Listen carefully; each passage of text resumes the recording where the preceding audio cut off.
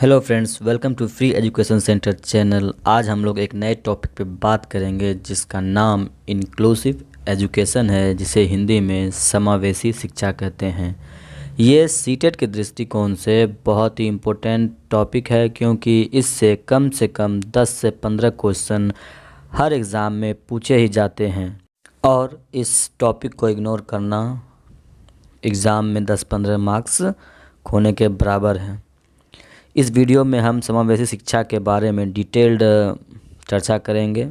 और वीडियो शुरू करने से पहले अगर अभी तक आप लोगों ने मेरे चैनल को सब्सक्राइब नहीं किया है तो सब्सक्राइब करके नोटिफिकेशन का बेल आइकन दबा दें और अपने दोस्तों को भी शेयर कर दें, ताकि अपकमिंग वीडियोस आप सबसे पहले देख सकें।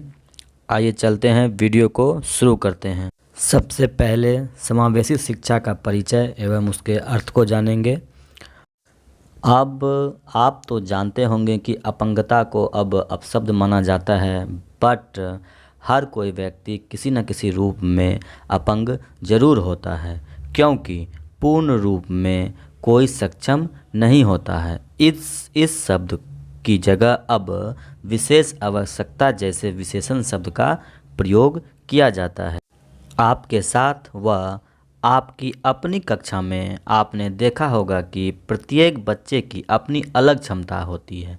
यह समावेशी शिक्षा का मूल है। कक्षा में भिन्न भिन्न विशेषताओं वाले बच्चों का होना। इंक्लूसिव एजुकेशन डायरेक्ट नहीं आया है, इसमें कई संशोधन हुए हैं। होते होते तब जाके फाइनली आज हम समावेशी शिक्षा के बारे में बात करते हैं। सबसे पहले इस क्षेत्र में विशेष शिक्षा का बोलबाला था। विशेष शिक्षा से तात्पर्य अक्षम बच्चों को अलग से पढ़ाने से था। यहाँ इन बच्चों को सामान्य विद्यालय में न रखकर एक विशेष विद्यालय में अलग सुविधा के साथ पढ़ाने से था। परंतु यह स्वाभाविक आवश्यकता उत्पन्न हुई कि बेहतर पुनर्वास हेतु तथा बेहतर समाज के निर्माण हेतु विशेष आवश्यकता वाले बच्चों को अन्य बच्चों के साथ ही सीखने के अवसर उपलब्ध कराई जाए। इसके फलस्वरूप क्या हुआ? विशेष शिक्षा को बदलकर समेकित शिक्षा या एकीकृत शिक्षा इंटीग्रेटेड एजुकेशन की परिकल्पना आई। इस शैक्षिक मॉडल के अंतर्गत विशेष आवश्यकता वाले बच्चों का नामांकन सामान्य विद्यालय में किया जाने लगा तथा इनके विशेष आवश्यकताओं की पूर्ति हेतु विशेष अध्यापक की सेवा भी दी जाने लगी। किंतु एकीकरण या समेकन की प्रक्रिया में विद्यालय अपने आप को जवाबदेह नहीं मानने लगा। उन बच्चों की सफलता और असफलता के लिए उसे विशेष शिक्षक को ही जिम्मेदार माने जाने लगा। समावेशी शिक्षा समेकित शिक्षा का ही संशोधित प्रारूप के रूप में उभरा है। प्रारूप ही नहीं, समावेशी शिक्षा समावेशन के दर्शन पर आधारित है। आइए अब समावेशी शिक्षा को एक उदाहरण के रूप में समझते हैं।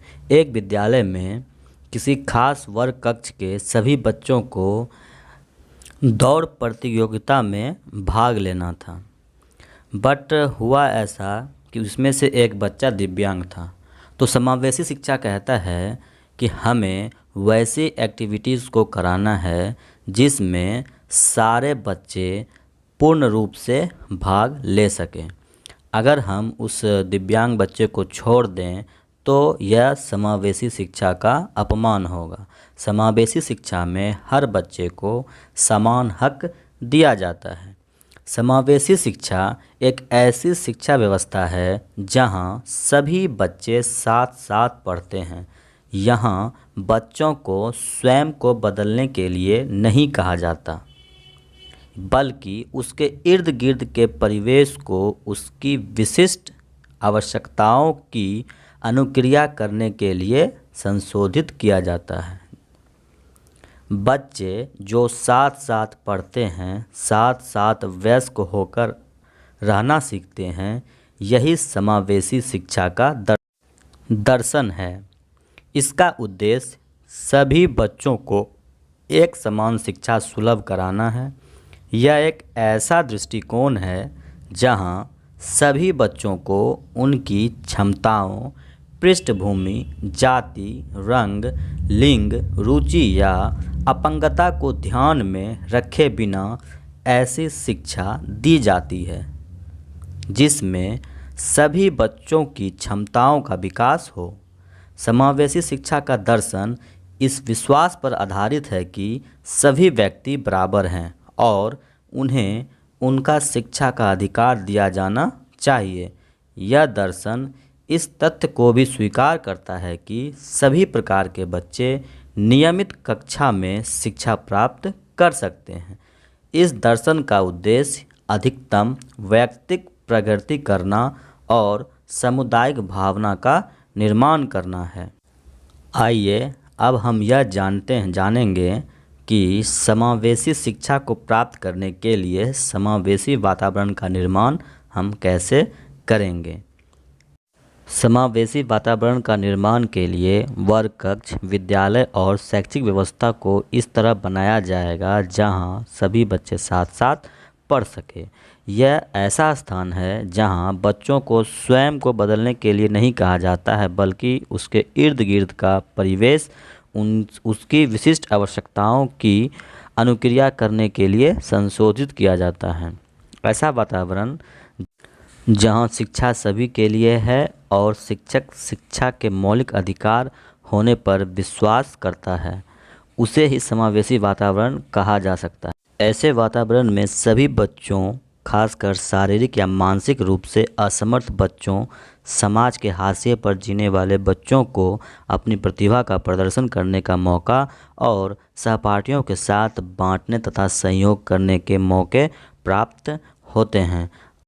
आइए अब समावेशी शिक्षा के कुछ मूलभूत सिद्धांत हैं, उसके बारे में जान लेते हैं।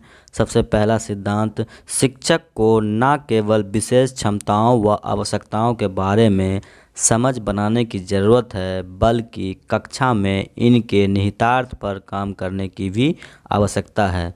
यह विशेष कक्षागत गतिविधियों को बनाने तक सीमित नहीं है, बल्कि शिक्षक होने के नाते बच्चों की विभिन्न स्तर को कैसे एक महत्वपूर्ण आयाम के रूप में काम में लाया जा सकता है, यह समझना बहुत ज़रूरी है।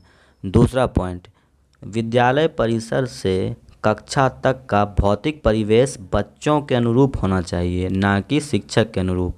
जब हम एक समावेशी विद्यालय की बात करते हैं, तब हमारा मतलब एक ऐसे विद्यालय से होता है जिसकी भौतिक संरचनाएं सभी बच्चों के लिए आरामदायक व उनकी ज़रूरतों के अनुरूप हो।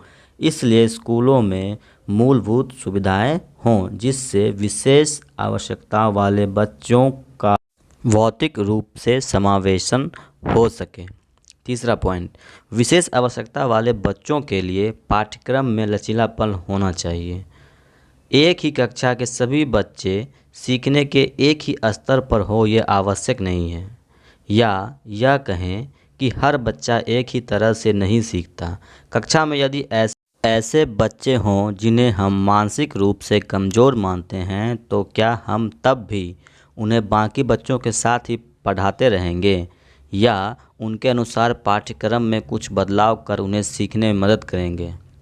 चौथा पॉइंट, भिन्न भिन्न स्तर पर प्रभावित करने वाले कार्यकर्ताओं की भागीदारी। विद्यालय स्तर पर समावेशन एक सामूहिक प्रयास है। कोई भी प्रयास तब तक सफल नहीं हो सकता जब तक उससे जुड़े सभी लोग उसमें पूर्ण रूप से शामिल ना हों। प्रभावी समावेशन के लिए मुख्यतः निम्नलिखित लोगों का सामूहिक प्रयास आवश्यक है। पहला, शिक्षक। दूसरा, माता पिता। तीसरा, समकक्ष बच्चे। चौथा, समुदाय के सदस्य। पाँचवा, शिक्षा पदाधिकारी। नेक्स्ट वीडियो में इंक्लूसिव एजुकेशन के प्रीवियस ईयर क्वेश्चंस को देखेंगे। If you like my videos then do comment, share and subscribe my channel free education centre. Thank you.